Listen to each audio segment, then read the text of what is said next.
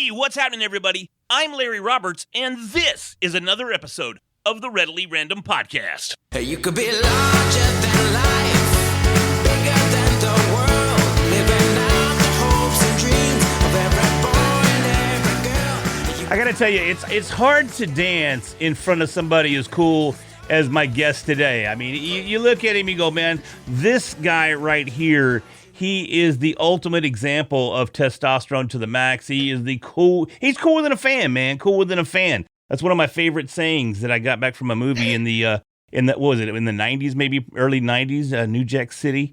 I remember Nino Brown said, he's cooler than a fan, man. He's cooler than a fan. And I have said that to this day. So anyways, man, today I am joined by Justin Balloonside, and he is a part of PodMax.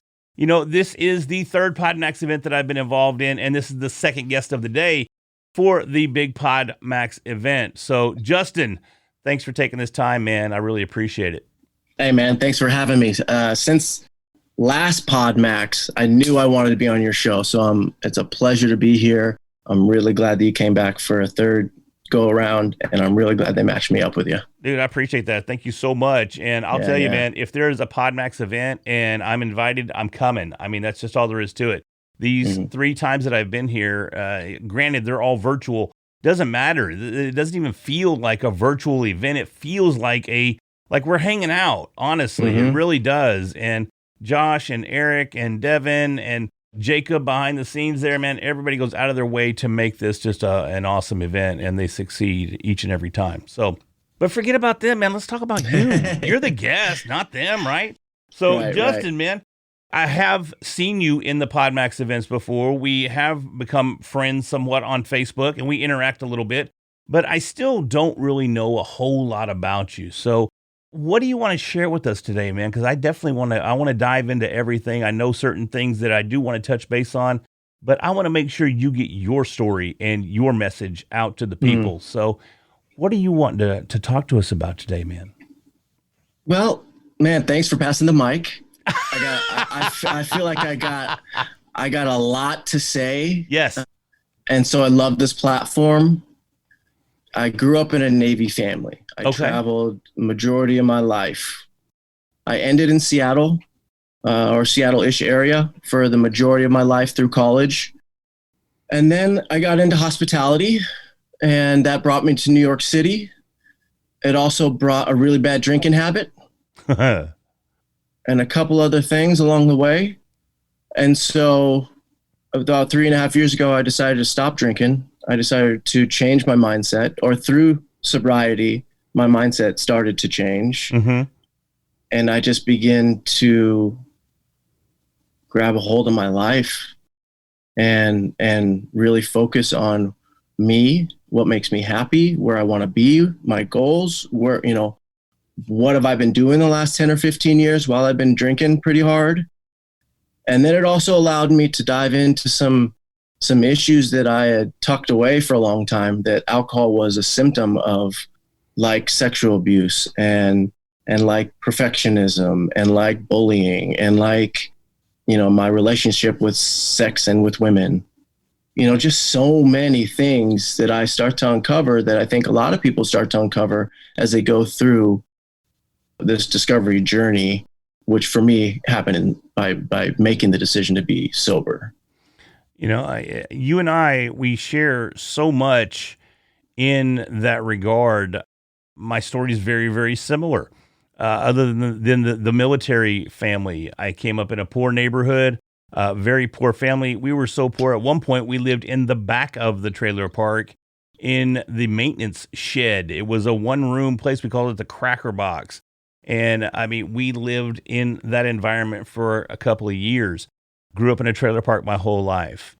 Also experienced the sexual abuse and the impact that it has when at around 13 years old, standing in front of an entire conference room filled with adults, lawyers, etc., and telling graphic details of what happened, and then seeing my biological father and his fourth wife only get probation out of the deal, which was a little frustrating on my part, but there's some details there that makes it very difficult to make that claim as a male being sexually assaulted. It's a lot harder to convince people that it actually happened, especially at that age. Because, anyways, we're not going to get into the details of that. But the bottom line is I can definitely relate in that arena.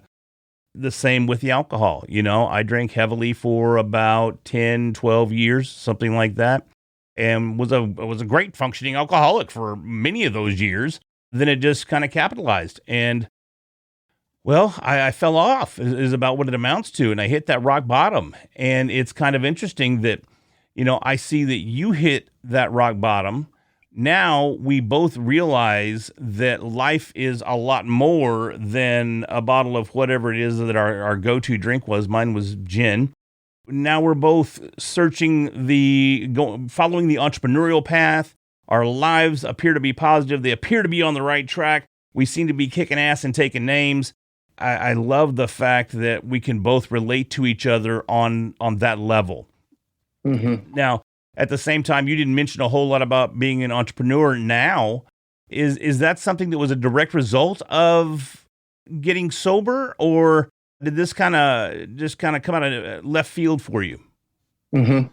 No, I think this came about as I got sober. The more sober I got, the more I realized I really didn't love the corporate structure. They really weren't going to give me, what I needed in my 401k. I have lofty goals and I want to do lofty things in my life. I want to travel the world. I want to do things. I want to make money when I sleep. I had some ideas of things that people were doing, and this corporate life just wasn't working for me. And so as I got sober, I started really tackling that entrepreneur and really trying to change my mindset and really try to forget everything I know, really try to dig down and say, listen, you don't know it all. There's a lot more out there that you can do. And it's okay to be a man and say, you know what, I'm educated and I'm smart and I'm not just a great athlete, which I am, but let's just face facts, right? Let's just call it like it is, man. Honest, I love athletics and I was an athlete. But I'm also smart and I'm witty and I can be a great businessman. So I went from a 6-figure job as a director of banquets. I left and I went knocking door to door for door-to-door marketing business, like you would have selling Verizon, selling makeup, selling, door to door. And a lot of people would say, why would you do that? Why would you do that? Why would you go down to door knocking? Why wouldn't you just go do whatever? Well, as an entrepreneur, that interaction and really at the time I didn't know it. It's really, I'm thinking about it, now as what happened to me knocking door to door, selling makeup, selling Verizon, as I got to develop skills and I got to develop things, put myself in really uncomfortable positions, which I think is helping me now, as far as just finding my voice and being uncomfortable in different situations. So I think we can't grow, in my personal opinion, without being uncomfortable. So if you're not willing to put yourself in those uncomfortable positions, you're really going to stagnate. While I am definitely not an athlete, I always wanted to be one and I did my best to be one. I jumped into the karate scene and then I ended up doing a little kickboxing. Then I ended up doing a little MMA.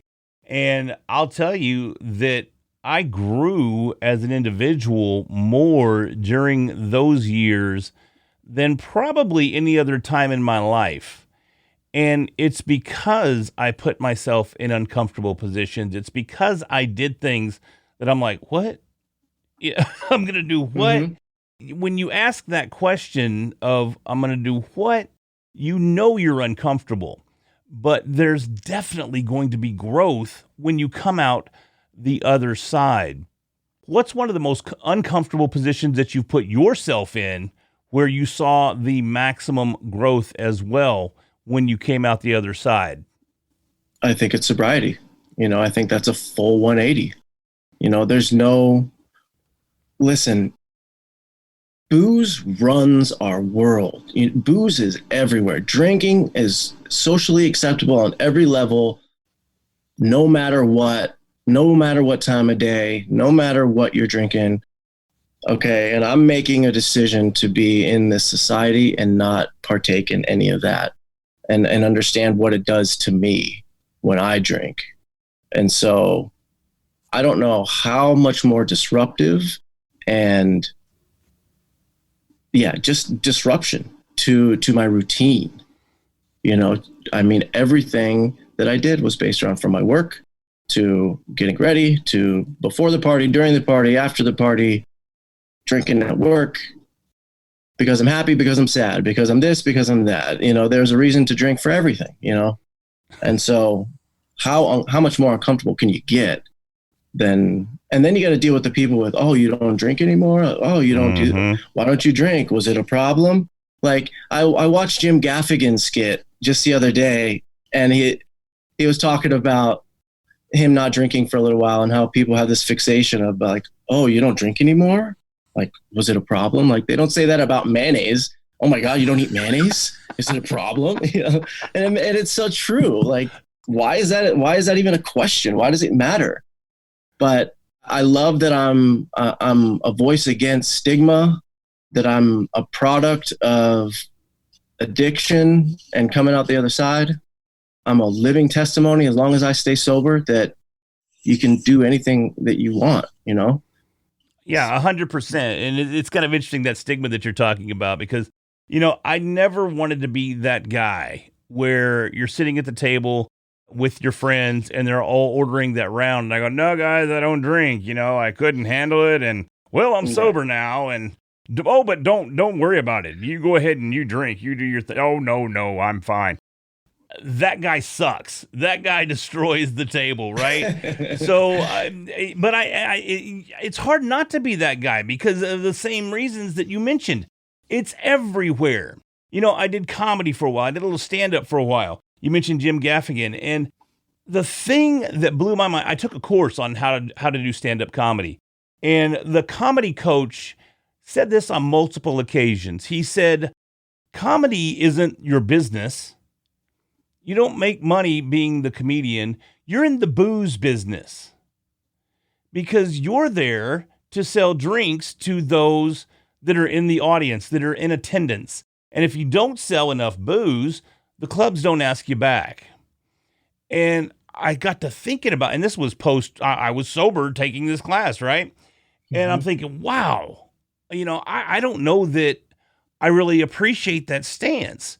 They want you to say, hey, buy your booze, do this, do that, and help these people contribute to the very thing that destroyed my entire life, my entire being. You're looking at me right now. You're still a nice athlete with the athletic build. I'm fat as can be, bruh. I'm 6'4" and I weigh over 300 pounds. I'm huge. I didn't used to be this way until I got sober. All these stupid meds and all this garbage. It went boom, and I'm like, what is going on? I never thought this would ever. I have a tattoo on my stomach, right? It used to be this big. Now it's this big. It's the dumbest thing I can, and it's so messed up, man, because I remember getting the tat. I'm laying there on the table, and my friends are going, bro, you don't really want this on your stomach. I'm like, yeah, dude, I'm never gonna get fat because I was 6'4" at $155. I'm a beanpole. I'm like, getting fat's never gonna be a problem. They're like, tattoo guns are going. I'm like, this is gonna be so cool. And it did. It looked kick ass on my abs, because I was tan back then. And I was strutting around, right? It looked kind of cool. Doesn't look cool anymore, bro. They were right. I got fat. So, it's just one of those things though, man. But yeah, contributing to that environment is tough. You know what I mean? It's hard. It's another battle within yourself that you have to fight. Because it's kind of awkward to go out there in that environment where everybody drinks for every little thing.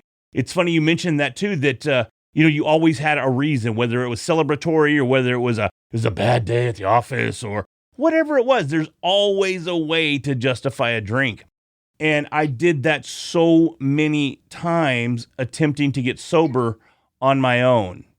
I'd go a few days and not have a drink, and then lo and behold, I don't know, it's raining. Oh, it's such a depressing day. Just one drink's not going to be a big deal. And there it comes. And next thing you know, you're slamming a 750 again. You know what I mean? Mm-hmm. Yep, absolutely. So how was it that you ended up getting help? Did you actually go to somewhere to get help? How did that happen?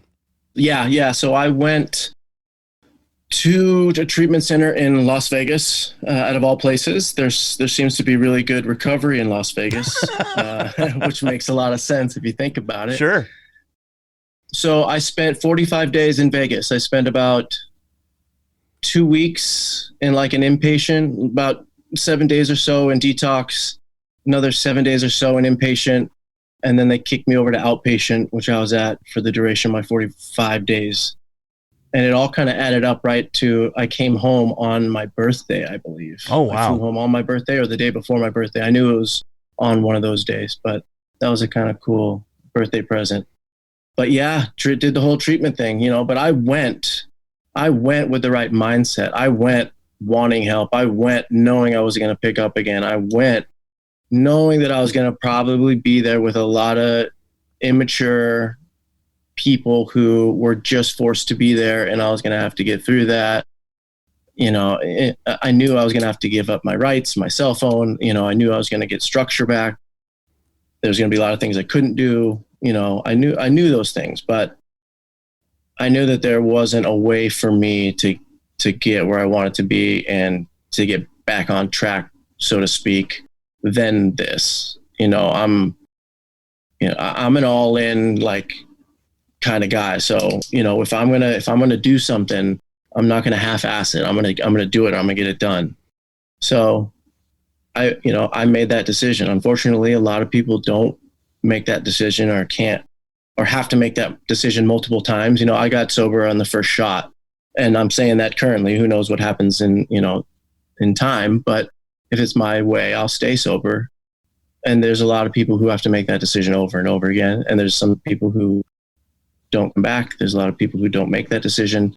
There's, from my class that came out of treatment at that 45 days, a dozen of them are dead because of relapse, So it's real shit. And it's really sad that there's a stigma around it, around addiction, because there's really, really great people who struggle with this that just need a little bit of help. Just need a little bit of help, just a little bit of push. But we don't see it that way as society in general as a whole. And so it's tough to get help. It's tough to be vulnerable enough to say you don't know what the hell to do. So yeah, well, and I commend you for that. Having the ability to make that recognition on your own and take the steps necessary to get the help that you needed is extremely commendable. In my experience, I didn't do it till I thought I was going to die. I mean, literally die. I had camped out on the couch for probably 2 straight weeks and was just slamming, just every day, all day, shot. And the last 3 days or so, I didn't even eat. I had no food. I had nothing. Everything was just shots. And even though I knew I was going to throw it back up, I would do a shot, and then I'd throw that up, and then the next shot would stay down. So everything was cool. I was like, I know this one's going to come up, but it's okay. Yeah. You're like, what? You're justifying vomiting the first one back up. And folks, if you're listening, I apologize for the disgustingness, but that's the impact that it has. That's how illogically you think in these environments. And to have the cognition to go, hey, I need some help is tremendous, because I wish I had done it a lot sooner. Things would have been a lot easier. I think I did 7 weeks inpatient, 4 days prior to that in the hospital, because rehab couldn't even, the detox, they couldn't help me. I was too far gone. They had to send me to the hospital and hang out there for 3 or 4 days. Then I came in, same thing, about a week's worth of detox, and then about 6 weeks of intense inpatient action there. I can relate to everybody that relapses. Relapsing is real. I'm very fortunate in that, Justin, I share the same type of attitude that you have, in that when I do something, I'm going to do it. It's done. I haven't had a beer. I haven't had a sip. I haven't, whatever it may be. And I haven't been that guy whenever the opportunity presents itself. I don't say, hey, no, don't drink around me. That's you, bro. That's you. That's your thing. If you want to drink, you drink. I'm not going to, but don't pressure me because we're going to have a hard time if you pressure me. You know what I mean? So it's tough. But if you have a good support system, and I wonder in that regard how that worked for you. Did you have a strong support system? Did they help you get through? Did you have contact on the outside while you were inpatient? Tell us more about that and how that got you through. Yeah. So I do, like they say, I took all the suggestions that were given to me. Were people that were doing it longer than me, which is just good advice no matter what you're doing, whether you're getting sober or you're playing sports. Sure. So I listened to them. I listened to people that were around me. I'm a transplant to New Jersey, so I don't have a bunch of tight friends out here.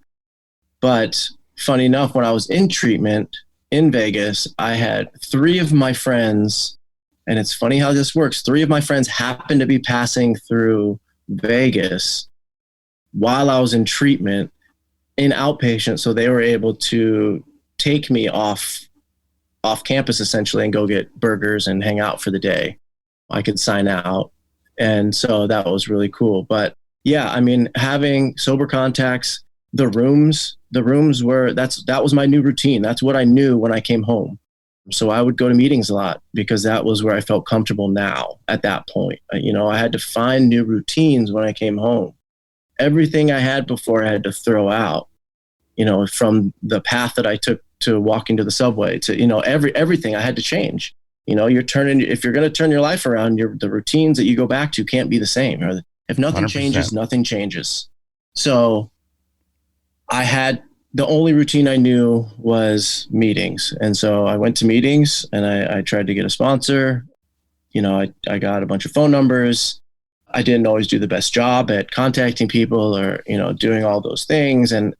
But I knew I was comfortable in the rooms, and just knowing and being around other people that were dealing with the same thing helped a lot, and I take some stuff from the meetings and I leave some stuff from the meetings, but I'm not going to go to a meeting and not get something out of it. And if I don't, it's my own fault.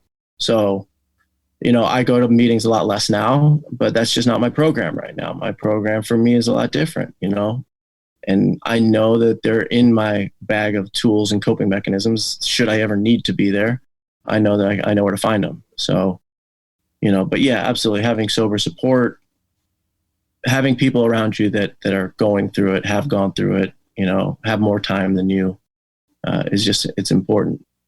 Yeah, most definitely. And I can see that it's led you to an extremely positive space in your life right now. You've recently started a company. Let's get into that a little bit, and let's look at the brighter side of being an alcoholic and after being an alcoholic. Let's look at some positive things here, and talk about the company that you just started. Is it Divine Properties? Is that the name of it? Yeah, Just Divine Properties. Just Divine. I missed the just. Dang it. So tell us more about that. How'd that come about? Just came about because I was interested in real estate, really. Me and Devin were both interested in it, didn't know much about it, knew it could be lucrative. Devin likes to watch all the rehab shows on TV, so she thought she could do that. But that's great. We're doing it now. That was a dream of hers, and we're doing it now. So right now we're rehabbing. We do big projects, big additions, big knockdowns, new construction type stuff in northern and central New Jersey. And it's been a great experience, another challenging experience like sobriety. And I think the mindset of people battling with addiction can be very similar to new entrepreneurs or established entrepreneurs, and how they overcome and have to be resourceful and resilient and overcome obstacles and be creative. I held the most shameful secret of my life from everybody in my world when it came to drinking. And that takes creativity, that takes resources, that takes some dedication and discipline and all these things to keep that shameful secret from getting out, And so I like to think that as an entrepreneur, the things that I've learned from those experiences I can use as an entrepreneur in my mindset of being resourceful and being resilient and disciplined and overcoming and all these things. And so, as an entrepreneur now, 3.5 years or so, and getting into this podcast game, that's, my next step, I think, is starting a podcast that is highlighting sobriety and the mindset of sobriety and the mindset of an entrepreneur and how they can be parallel in a lot of ways. That's extremely cool. And that's kind of how Readily Random started. When I started this podcast, it was for stories of survivors and stories of motivation and inspiration for those that have gone through trials and tribulations in their lives. And then it evolved into what it is today. And that's one of the cool things about podcasting, man, is that it can evolve, and it does evolve over time. And if you look at that, it's kind of a metaphor for individuals that have become sober. We've evolved, we've changed, and we continue to evolve over time. And we become, when you first get out of rehab and you first get sober, you're not contributing a whole lot, whether it's mentally, emotionally, physically. You're just kind of, at least I'm only speaking from my experience, is that I was just kind of there. I came out and I was under a little culture shock of my own culture, because I didn't really know how to act. I didn't know how to interact. I didn't know how to just live a sober life. I had been drinking for so long. And then I was in this nice sheltered environment of the rehab facility where I was. And coming back out, it was tough. But just like my show, I evolved through time and became stronger and was able to contribute and was able to change myself and the direction of my life. And man, a podcast is such a great way to do that because it gives you that vehicle that allows you to not only evolve over time, but it also allows you to keep track of that evolutionary process.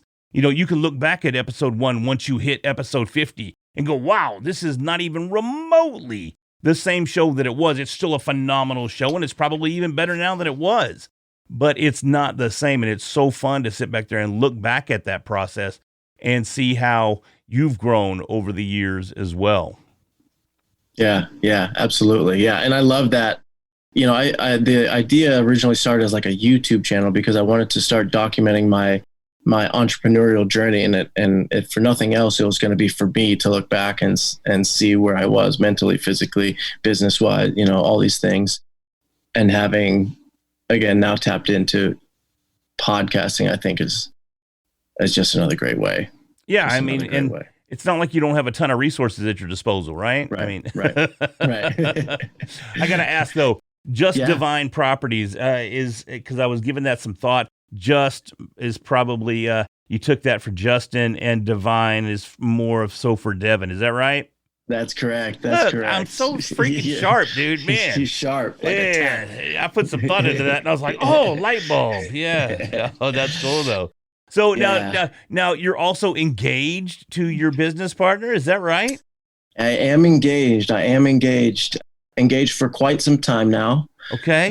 But again, was a decision that we made through my sobriety. Actually, while I was in treatment, I remember sitting with my therapist on a 3-way call with Devin and us making the decision to postpone our wedding. And so, I think another great testament in a completely different angle is that, we didn't have to rush into marriage, and we're still flourishing, and it's probably better we didn't. Like we've been able to really dig down and figure out who we are, and we're such different people now than we were, 4.5 years ago when we got engaged. But making that decision when I was in treatment was another tough decision to make. And then not only do you have to make it, you have to be okay with the person across from you that you're putting this date off for, and I took it a little personal at first but I could understand why, why we were going to do it. And I'm glad we did, and it'll happen when it happens. I'm not going anywhere it's just a piece of paper, but listen, you can do it. I guess my message to those that are struggling with addiction and sobriety is that even I postponed a wedding. I was 50 some days sober. I just came home from treatment, and my sister passes away from an overdose, who was 29. I didn't drink through that. I changed jobs. I left the city. I changed environments. All these things, and I didn't drink. So, it's possible. It's possible if you really want to. Yeah, there's no doubt about it. But again, it goes back to your mental state and the commitment that you made to yourself not to do that. And that same mental state, I think, is what's going to make you so successful as an entrepreneur and a podcaster as well. Can you talk to me more about that mental state? Where do you find that strength? How do you look inside yourself and take that resolute stance of not only sobriety, but focus and determination and desire to succeed? Where do you get that? I think some of it's just who you are. Some of it is just being really, really honest in myself and learning how to not give a shit about what you think of me. I think that is such a hard thing for me to do.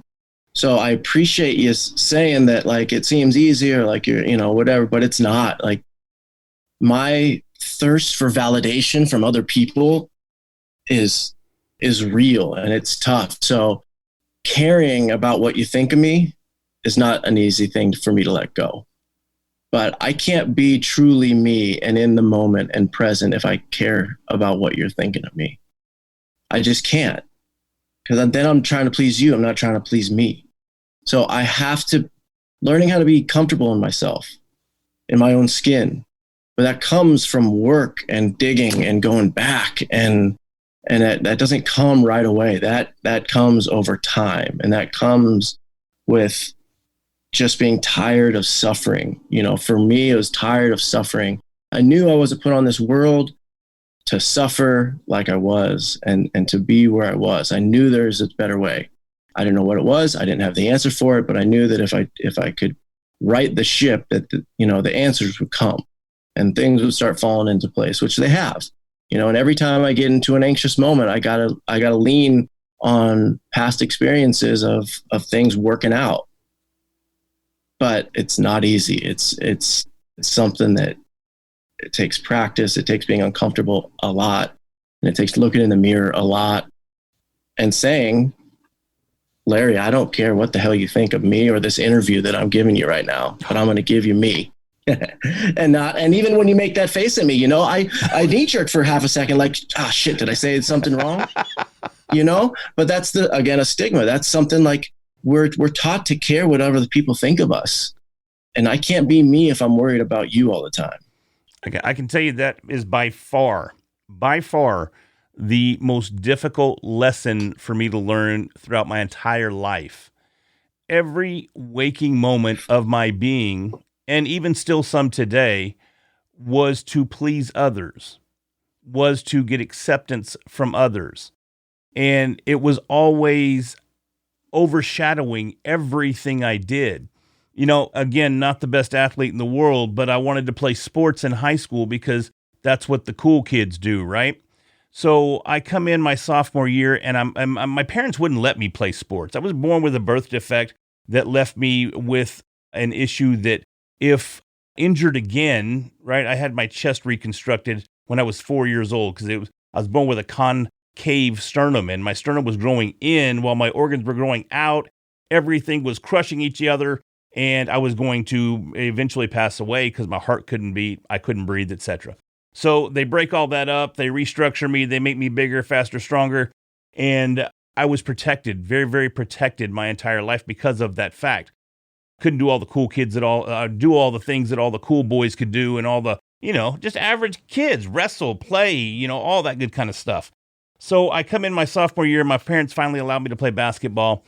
And I was so bad that the coach once yelled out, I had pulled down a rebound, and I decided, now I'm a point guard. So I dribbled it down the court, and coach yells out, Larry, don't shoot the ball, because he knew I was going to miss, right? Because I couldn't shoot to save my life.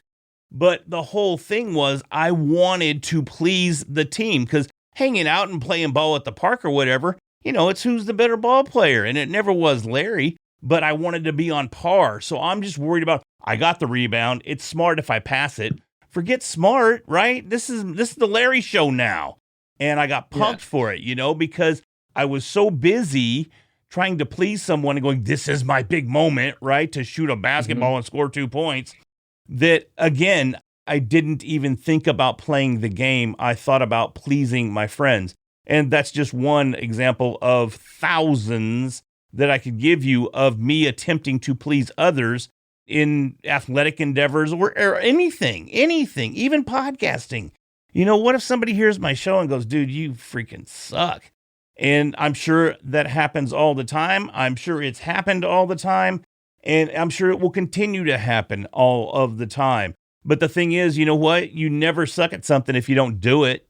Yep. You're still ahead of the game of those that want to do it when you don't do it.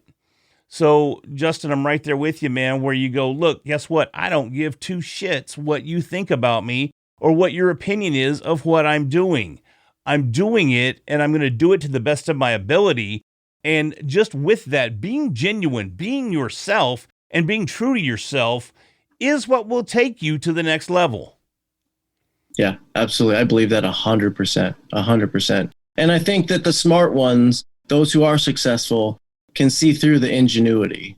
You know, the folks that are doing it the way you want to do it, they can see when you're not being authentic. Sure. And that you can't hide that forever. You might be able to hide it from some people sometimes, but there's going to come a time where you come across somebody who's smarter than you and who can see through that. And then that just starts a whole stem of, you know, lies and expectations, and it's just a whole nother shitstorm. 100%, dude. And you just don't see the success that you'll see being your genuine self. When I first started doing the Readily Random podcast, I wanted to be super pro. So what did I do? I found somebody that was kicking ass in podcasting and making all this money podcasting. And I thought, you know what? I'm going to be that person. So I took their questions, which they put on their website, and I tried to emulate that person. And guess what? My show sucked. Mm-hmm. It sucked. And, you know, then I look back and I go, you know what, Larry, let's look at what you did. You took this dude's example, you followed it to the T, you sounded very robotic. And let's be honest, do you even listen to that dude's show? And the fact of the matter is, no, I don't listen to his show because I don't even like his show. But I saw that he was supposedly making all this money, and I'm sure he is. He's a big timer in the podcast space. But I'm not that person. And I can't be that person. You know who I can be? I can be Larry. And that's the only person that I can be. And for everyone listening, whoever you are, you can only be you. And if you are you, you'll find success like you've never experienced it before. Absolutely. But it's not an easy journey, you know. Finding out who you really are, like, be ready when you answer that question, when you ask that question. You know what I'm saying? Like, be ready when you ask that question, because there's some things tucked away that you didn't even know were there, you know, that you're going to have to be responsible for, that maybe you weren't responsible for or didn't think you were responsible for in the past. So, right on. You know, it's a great discovery of yourself, but it's not going to be an easy one. You know, nothing good comes easy, you know? Yeah, exactly. You need to be uncomfortable to see that growth. Well, Justin, man, we got to wrap this thing up. We're getting the messages from the PodMax crew going, you guys have 5 minutes, shut her down. So that's what we're going to do. We're going to shut her down. But man, I can't tell you how much I appreciate you wanting to be on my show and joining me on this show. It's always a pleasure to talk to you. And I honestly feel like we could have conversations for hours on end. Absolutely. We could do a JRE if we wanted to. You know what I mean? Yeah, absolutely. But I'll need to have you back, and we need to dig into some other things and maybe have something a little more uplifting. Not that this was a bad episode by any means. Yeah. We got real serious, is what I mean. Maybe we'll just go have a little fun on the next one and have a good time absolutely. there. So, anyhow, cool, man. Go ahead, Justin. I looking forward to it, man. Whatever you got, I'm readily random. You know what's funny? I'm always the guy that people say, man, you know so much random shit, and so I love that. I love it, and I'm down to get into whatever, because I might have some random shit up in my brain that I could leave you with. Let's do it, brother. We'll do it again. I promise. All right, man. See ya. See ya. You could be larger than